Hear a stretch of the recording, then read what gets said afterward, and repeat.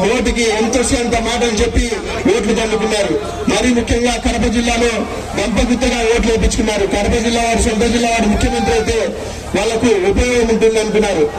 ఈ విధంగా ప్రతి ఒక్కరిని మోసం చేసి రైతుల్ని, ఉద్యోగస్తుల్ని, నిరుద్యోగుల్ని, ఈరోజు ప్రతి ఒక్క పేద మధ్య తరగతి కుటుంబాలను కూడా ఈరోజు బటన్ నొక్కుతూ కార్యక్రమం అని నేను డబ్బులు వేసిన సంక్షేమం మీద పెద్దపీట వేసినామని చెప్తున్నారు.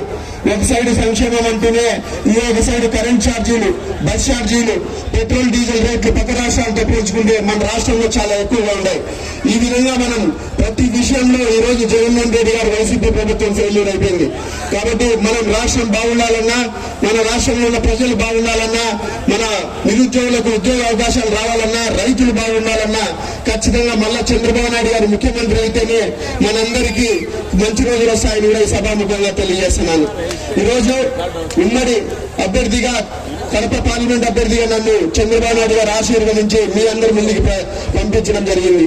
ఈరోజు చంద్రబాబు నాయుడు గారు ఏ విధంగా నన్ను 2021లో నేను ఈ తెలుగుదేశం పార్టీ ఇన్ఛార్జ్ గా బాధ్యతలు తీసుకున్న రోజు నుంచి ప్రతినిత్యం ప్రజల్లో ఉంటూ ఏ కార్యక్రమం అడగకూడదు అని చెప్పి ఎంపీగా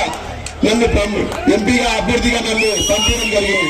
కాబట్టి మీరు తెలుగుదేశం పార్టీ కార్యకర్తలు ఎవరు ఏమే గాని అభద్రతా భావంతో ఉండకండి.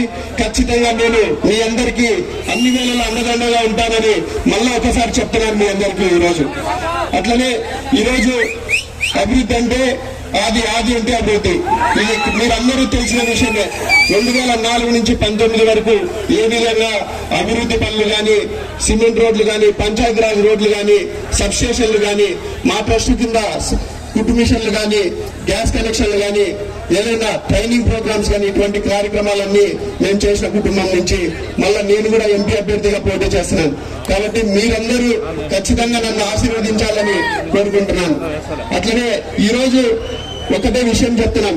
ఈరోజు 35 ఏళ్లగా ఒక్కటే కుటుంబం ఎంపీగా పోటీ చేస్తూ వాళ్ళ ఆధిపత్యాన్ని కొనసాగిస్తుంది మన జిల్లాలో. ఒక్కసారి మీరు ఆలోచన చేయండి.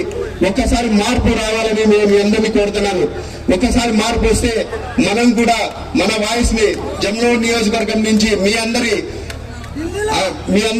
ఇంట్లో వాణిగా నేను ఢిల్లీలో పార్లమెంట్ లో నా వాయిస్ వినిపిస్తానని కూడా మీ అందరికీ తెలియజేస్తున్నాను. ఈరోజు అవినాష్ రెడ్డి గారి పరిస్థితి చూస్తే ఈరోజు 2019లో మే 15వ తేదీన వివేకానంద రెడ్డి మర్డర్ జరిగింది. ఆ రోజు గుండెపోటు చిత్రీకరించినారు. అదే సాక్షి పేపర్ మరుసటి రోజు నారాసుర రక్త చరిత్ర అని మా నాయకుడిని, మా చిన్నాయన పైన, బీటెక్ రవి గారి పైన నింద ఆరోపణలు చేసినారు. ఈ రోజు వైసీపీ వాళ్ళు మళ్ళా సిగ్గు లేకుండా మాట్లాడుతున్నారు. మేము మా చిన్నాన్ని చంపుకుంటే మీకేమి ఇబ్బంది అని. నేనేమంటున్నానంటే మీ చిన్నాన్ని మీరు చంపుకుంటే మాకేమి ఇబ్బంది లేదు, కానీ మా చిన్నాన్ని పైన మీరు ఆరోపణలు చేయడం మాత్రం. ఎందుకంటే అభివృద్ధి కాంక్షించే వ్యక్తి. అట్లనే 2004లో ఎమ్మెల్యే అయిన తర్వాత ఫ్యాషన్ వద్దు ఫ్యాషన్ కావాలని నినాదం తీసుకున్న వ్యక్తి మా చిన్నాన్న గారు. కాబట్టి ఇట్లా చిల్లరి పనులు కానీ ఇట్లా మర్డర్లు చేయాల్సిన పరిస్థితి ఎంతైనా లేదని మాకు తెలియజేస్తున్నాం. ఆదర్శంగా ఉండాలనేదే ప్రజా జీవితంలో మేము ముందుకు సాగుతా ఉన్నాం. ఇట్లా ప్రతి విషయంలో చూస్తే ఈ రోజు ఎంపీ ఫెయిల్యూర్ అయిపోయినారు. 2014 నుంచి ఈ రోజు వరకు 10 ఏళ్ల నుంచి ఎంపీగా ఉన్నారు. ప్రత్యేకంగా కడప జిల్లాకు ఏమన్నా ఢిల్లీ నుంచి నిధులు తీసుకొని వచ్చినారా అని మిమ్మల్ని అందరినీ అడుగుతున్నాను. ఆయన అందుబాటులో ఉండడానికి కూడా వాళ్ళ కార్యకర్తలే, వాళ్ళ నాయకులే చెప్పుకుంటున్నారు. అటువంటి పక్షంలో పేద మధ్య తరగతి సామాన్య ప్రజలకు ఏ విధంగా అందుబాటులో ఉంటారని కూడా నేను ఇక్కడి నుంచి ప్రశ్నిస్తున్నాను.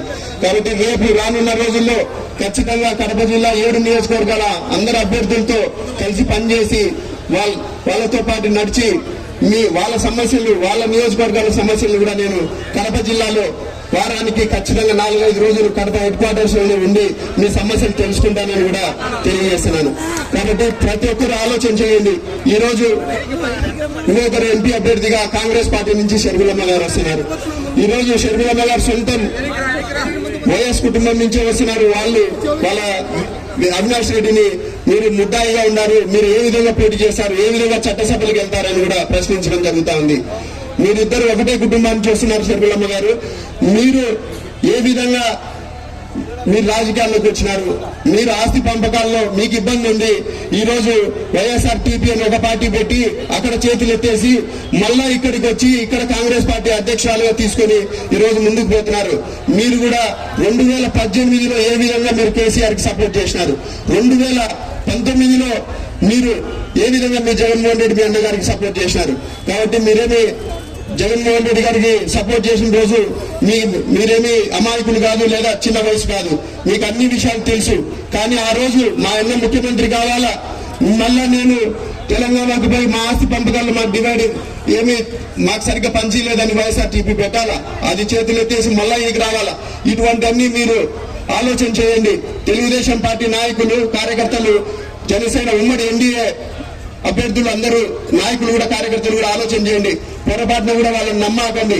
మన తెలుగుదేశం పార్టీ నాయకులు ఉమ్మడి ఎన్డీఏ అభ్యర్థులు అందరినీ మనం అందరం గెలిపించుకొని మీరందరూ సైనికుల్లాగా పనిచేయాలని కూడా ఈ సందర్భంగా కోరుతున్నాను. అట్లనే ఈరోజు పెద్దలందరూ ప్రతి విషయం చెప్తా వచ్చినారు. ఇక్కడున్న స్థానిక ఎమ్మెల్యే సుధీర్ రెడ్డి ఏ విధంగా అతను 2019లో గాల్లో ఎమ్మెల్యే అయ్యి 52,000 మెజార్టీ వచ్చినాయి. కానీ ఈ రోజు అతను చేసే పనులు ఎట్లున్నాయంటే చాలా నీచంగా జమ్మూ నియోజకవర్గ ప్రజలు కూడా తలదించుకునే విధంగా ఉన్నాయి. అతని భాష గాని ఆయన వ్యక్తిత్వం గాని ఆయన కూడా ఒక్క సంక్షేమ సుధీర్ రెడ్డి ఈ పని చేసినాడు, జమ్మూ నియోజకవర్గానికి ఎమ్మెల్యేగా గెలిపించుకున్నామనేది ఒక్క పని కూడా చేయలేదు. కాబట్టి మీరు ఆలోచన చేయండి. ప్రతి దాంతో కమిషనే, నీళ్లలో కమిషనే. స్థానిక 2019లో ఎమ్మెల్యే అయిన తర్వాత 6 నెలల్లోనే చెడ్డ పేరు తెచ్చుకున్న ఏకైక ఎమ్మెల్యే ఎవరంటే సుధీర్ రెడ్డి గారు. చికెన్ లో కమిషన్, తాగునీళ్ళలో కమిషన్, లెటర్ ప్యాడ్లలో కమిషన్. ఈ రోజు ఇసుక విషయంలోకి వస్తే దాదాపు మన నియోజకవర్గంలో చాలా మందికి ట్రాక్టర్లు ఉంటాయి. వాళ్ళందరూ ట్రాక్టర్లలో పక్క ఎక్కడికైతే ట్రాన్స్పోర్టేషన్ తీసుకొని 10 రూపాయలు సంపాదించుకునే విధంగా ఉండింది. కానీ ఈ రోజు సుధీర్ రెడ్డి గారు అది కూడా వాళ్ళ సొంత టిప్పర్లే పెట్టుకున్నాడు. అది కూడా ఒక టిప్పర్ కి కనీసం 6-7 ట్రాక్టర్లు సమాధానం చెప్తాయి. ఇప్పుడు ట్రాక్టర్లన్నీ ఇంటికానే పెట్టుకుని వాళ్ళ పరిస్థితి చాలా దయనీయంగా ఉంది ట్రాక్టర్ ఓనర్లది. కాబట్టి మీరందరూ ఆలోచన చేయండి. ఈ సుధీర్ రెడ్డి ఎమ్మెల్యే గారు గుళ్ళో లింగం ఎత్తే రకము. మీరందరూ ఆలోచన చేసి రానున్న రోజుల్లో ఖచ్చితంగా మే 13వ తేదీన జరగబోయే సార్వత్రిక ఎన్నికల్లో నన్ను, ఆదినారాయణ రెడ్డి గారిని, మా చిన్నాయనను అత్యధిక ఓట్లేసి మెజార్టీతో గెలిపించాలని కోరుకుంటూ ఈ అవకాశం ఇచ్చిన ప్రజలందరికీ